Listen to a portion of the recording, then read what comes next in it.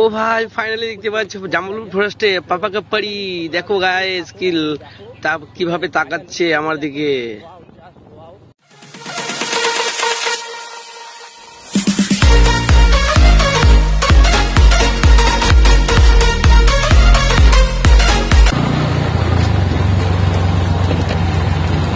তো হ্যালো বন্ধুরা, ফাইনালি আজকে বাড়ি ফিরে যাচ্ছি। তো প্রচণ্ড লেট, তার মধ্যে কোনো কিছু করার নেই ফ্রেন্ডস, লেট হওয়ার কারণ রয়েছে। তো আজকে তোমার এই ছোট্ট দাদা এবং ভাইটি বাইকটা একটু আগে করলো, তো সেই ব্লগটা তোমাদের সামনে ধরে তুলতে পারবো না, কেননা ফ্রেন্ডস তখন আমি মোবাইল লাগানো ভুলে গেছিলাম এবং তাড়াহুড়ার জন্য জামাই বাইক নিয়ে আগে চলে গেছিলো, তার জন্য খুব ফোন হচ্ছিলো গায়ে আর খুবই সমস্যা হয়েছিল, তার জন্য আমি সেই ব্লগটা তুলে ধরতে পারিনি তোমাদের সামনে এবং তোমাদের দেখাবো কী ক্ষতি হয়েছে পক্ষীরাজের। তো ফাইনালি তোমরা থাকো এবং দেখো, তোমরা এই জায়গায় লোকগুলো দেখো, ওয়াও জাস্ট ওয়াও।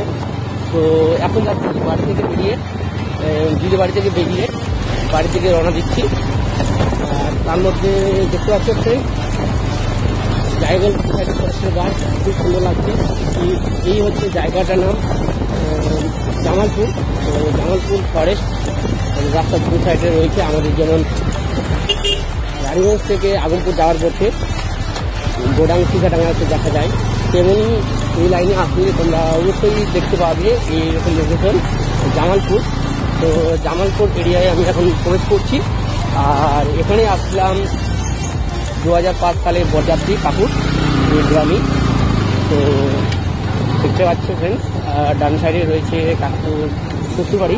তো লেট করবো না, তার মধ্যে প্রচণ্ড লেট হয়ে যাওয়ার আর যেতে যেতে সন্ধ্যা হয়ে যাবে। হ্যালো বন্ধুরা, ফাইনালি তোমাদের সামনে আজকে শেয়ার করবো যে পক্ষীরাজকে নিয়ে কীভাবে কেস করলাম। সেই ব্লগ ভিডিওটা তুলে ধরতে পারিনি, তার জন্য খুব দুঃখিত। সো ফ্রেন্ডস, আমার ডান পায়ে একটু চামড়া কেটে গেছে এবং ডান সাইডে হাতে লেগেছে। সো ফ্রেন্ডস, আর পক্ষীরাজের তেমন কিছু ক্ষতি হয়নি, হেডলাইটের পুরো ইন্ডিকেটর লাইটের ভাউজারের ফাঁকে মাটি প্রবেশ করে গেছে এবং নাম্বার প্লেট একটু বেঁকিয়ে গেছে। সো ফ্রেন্ডস, তেমন কিছু হয়নি, সবাই সুস্থ রয়েছি। এবং ফ্রেন্ডস, ঘটনাটা হয়েছে যে বাড়ি থেকে বেরিয়ে দিদি বাড়ি থেকে বের হলাম, আর জামাইবাবু আমাকে ছেড়ে একটু আগিয়েছে, কেননা কার সাথে কেমন কি দরকার রয়েছে তাই উনি আগালো এবং আমি তার পিছন পিছন যাওয়ার চেষ্টা করেছিলাম যে আমি রাস্তা যেন ভুল না করে ফেলি এবং জামাইবাবুর সাথে একসাথে যেন যেতে পারি কেনপুকুর পর্যন্ত। সো ফ্রেন্ডস, তার জন্য আমি একসাথে যাওয়ার জন্য বাইক একটু জোরে মানে টানছিলাম, টানার পরই হঠাৎ জামাইবাবু ফোন করে এবং তার মধ্যে মোবাইলটা ছিল পকেটে। তো বার করতে গিয়ে দেখি সামনে টার্নিং আর ছিল ঢালাই রাস্তা, আর ঢালাই রাস্তার পাশে টার্নিং এর ধারেই ছিল বালি। তো তাড়াহুড়া করে ব্রেক মারতে গিয়ে আমি পুকুরের অপোজিটে পড়ে যাই এবং ঠাকুরের আশীর্বাদে এবং তোমাদের আশীর্বাদে তেমন কিছু আমাদের দু ভাইয়ের কোনো ক্ষতি সেরকম হয়নি। সো ফ্রেন্ডস, তবু তোমরা যখন বাইক নিয়ে রাইড করবে তো সতর্কভাবে বাইক চালাবে, কেননা ঢালাই রাস্তার উপরে প্রচন্ড বালি থাকে এবং বালি নিয়ে যাওয়া আসা করে সব ট্রাক্টর বেলাগুলো বালি কন্ট্রাক্টররা। সো খুবই অসুবিধা হয় বাইক রাইড করতে। সো ফ্রেন্ডস, আমি সেই শিক্ষা পেলাম যে সেই রাস্তায় সেরকম ভাবে চালানো উচিত ছিল না এবং আমার প্রচন্ড ভুল হয়ে গেছে, তার জন্য নিজের উপর খুব রাগ হচ্ছে। সো ফ্রেন্ডস, আর পক্ষীরাজের গায়েও প্রচন্ড দাগ পড়ে গেছে হেডলাইটে। সো খুবই খারাপ লাগছে, সেই দাগ আমি কোনোদিন মেটাতে পারবো না এবং সেই দাগ যদি মেটাতে চাই তো আমাকে আবার মোটিফাই করতে হবে। সো ফ্রেন্ডস, মোটিফাই তো করতেই হবে, তো তার জন্য যা টাকা লাগে যা খরচা হয় তো পক্ষীরাজকে সাজানোর জন্য করতেই হবে, পক্ষীরাজের গায়ের দাগ রাখা যাবে না। সো ফ্রেন্ডস, তোমরা খুব সতর্কভাবে বাইক চালাবে এবং চলাফেরা করবে। সো ফ্রেন্ডস, কখন কিভাবে কোথায় দুর্ঘটনা ঘটে যায় বলাই মুশকিল। সো ফ্রেন্ডস, এখন বাসের ব্রিজ পার হতে যায় আর সামনেই রয়েছে বাসের ব্রিজ। তো কালকের মতো আজকেও বাসের ব্রিজ দিয়ে পাড়ি দিতে হবে পক্ষীরাজকে সঙ্গে করে। তো এখানে আবার 15 টাকা করে ভাড়া দিতে হবে। হ্যালো বন্ধুরা, ফাইনালি দেখতে পাচ্ছ আমি এখন বাসের ব্রিজ পার হবো এবং বাসের ব্রিজ পার করি 2 মিনিট বাইক নিয়ে এগিয়ে গেলে আমি রানীগঞ্জ স্ট্যান্ড পেয়ে যাবো। সো ফ্রেন্ডস, দেখতে পাচ্ছ বাসের ব্রিজ দিয়ে পার হচ্ছি এবং সামনে একটি বাইক আর আমি রয়েছি। তো আমি আর পক্ষীরাজ, তো দুটো বাইক একসাথে পাড়ি দিচ্ছে আর প্রচন্ড ব্রিজ কাঁপছে, বাসের ব্রিজ, এবং খুব ভয় লাগছে ফ্রেন্ডস। কেননা নিচে জল আর উপরে বাসের ব্রিজ, কোনো কারণ ভুলবশত যদি পা স্লিপ করে যায় এবং বাইক স্লিপ করলে অবশ্যই নিচে জলের নিচে। সো ফ্রেন্ডস খুবই ভয় লাগছে, খুব কষ্ট করে পার হলাম এবং ফ্রেন্ডস ভয়কে দূর করে সাকসেস হয়ে বাসের ব্রিজ পার হয়ে চলে আসলাম আমি রানীগঞ্জের স্ট্যান্ডের দিকে। সো এখন যাচ্ছি রানীগঞ্জ স্ট্যান্ডের দিকে। তো দেখতে পাচ্ছ ফ্রেন্ডস, আর এইরকম অভিজ্ঞতা তোমরা যদি নিতে চাও এবং ভয়কে দূর করে তোমরা যদি সাহস করে তোমরা পার হতে চাও, বাসের ব্রিজ মজা নিতে চাও, সো অবশ্যই তোমাদের আসতে হবে রানীগঞ্জ। আগমপুর থেকে 9 কিলোমিটার দূরে। বাচ্চা এভাবে ছেড়ে রাখে, গাড়ি ঘোড়া আসছে, কখন কি হয়ে যায়। বাচ্চাটা কার? এভাবে ছেড়ে রাখে, কখন কি দুর্ঘটনা ঘটে যাবে। বাচ্চাটাকে ছেড়ে দিয়েছে, নাই বাড়ির লোক।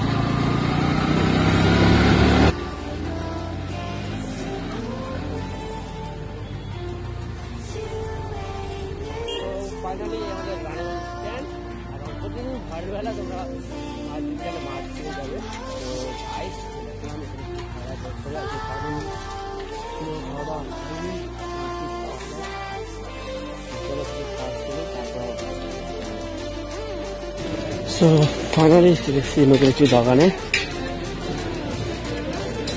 কি হবে, কি আছে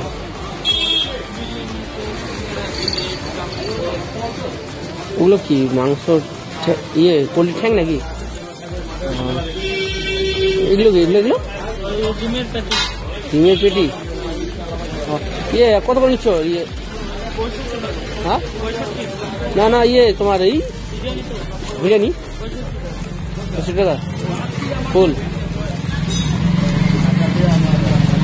চিকেন না, লেগ পিস হবে? লেগ পিস দাদা আপনার ইয়ে ভাই কাঁচা পেঁয়াজ দিস না, শসা দিবি, গাজর থাকলে গাজর দিবি, পেঁয়াজ দিস না কাঁচা। তো বন্ধুরা ফাইনালি নতুন বিরিয়ানির দোকানে, তো আজকে চলে আসলাম নতুন দোকানে বিরিয়ানি খেতে। এখানে খেয়ে দেখতে হবে কেমন টেস্ট, তো সেটাই জানার ব্যাপার রয়েছে। আর তার মধ্যে দিদির বাড়ি থেকে আসলাম,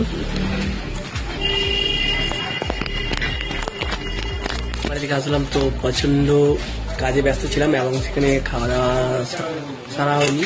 তো কিন্তু একটু প্রবলেমের জন্য আমি খাওয়া দাওয়া সারলাম না। সো ফাইনালি আমাদের রানীগঞ্জে এসে বিরিয়ানি খেয়ে বাড়ির উদ্দেশ্যে ফেরতে হবে এবং রাত্রি হয়ে এলো। তো গাইস চলো খাওয়া দাওয়া ছেড়ে তারপর করা হচ্ছে। তো দেখতে পাচ্ছি বিরিয়ানি, তো খেয়ে দেখি তারপরে। হ্যালো বন্ধুরা, খাওয়া দাওয়া প্রায় শেষ করে এখন বাড়ির দিকে রওনা দিচ্ছি, কেননা ফ্রেন্ড প্রচন্ড রাত হয়ে গিয়েছে।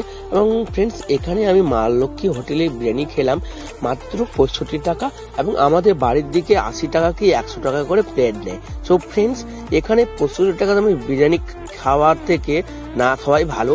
এবং লেগ পিসের সাইজ এত কম এবং তার মধ্যে বিরিয়ানির চালটা অন্যরকম লাগছে, দানাগুলো শক্ত শক্ত লাগছে। তো সেই আগের মতন এখন বিরিয়ানি হয় না। আমরা যখন আগে যে বিরিয়ানি খেতাম খুব সুন্দর লাগতো খেতে এবং টেস্টি পাওয়া যেত। এবং আমি আজকে ভাবলাম রানীগঞ্জে হোটেলে এসে সেই টেস্টি খাবার খাবো। সো ফ্রেন্ডস 65 টাকা আমার জলে গেল। সো তোমরাও এই মা লক্ষ্মী হোটেলেই এসো না। সো ফ্রেন্ডস খুবই খাবার বাজে দিচ্ছে বিরিয়ানির মাধ্যমে, 65 টাকার দিয়ে আমরা খাচ্ছি। আর তার মধ্যে লেগ পিসের সাইজ খুবই ছোট, মাংসর দুটো টুকরো ছিল। আর ফ্রেন্ডস তোমাদের যদি ভিডিওটা ভালো লেগে থাকে অবশ্যই লাইক কমেন্ট শেয়ার করো এবং আমার চ্যানেলটি সাবস্ক্রাইব করো, পাশে থাকা বেল আইকন অল করে রাখো এরকম নতুন ভিডিও দেখার জন্য। সো ফ্রেন্ডস দেখা হচ্ছে আবার একটি নতুন ব্লগে, তখন ওয়েট করো। Bye bye, tata.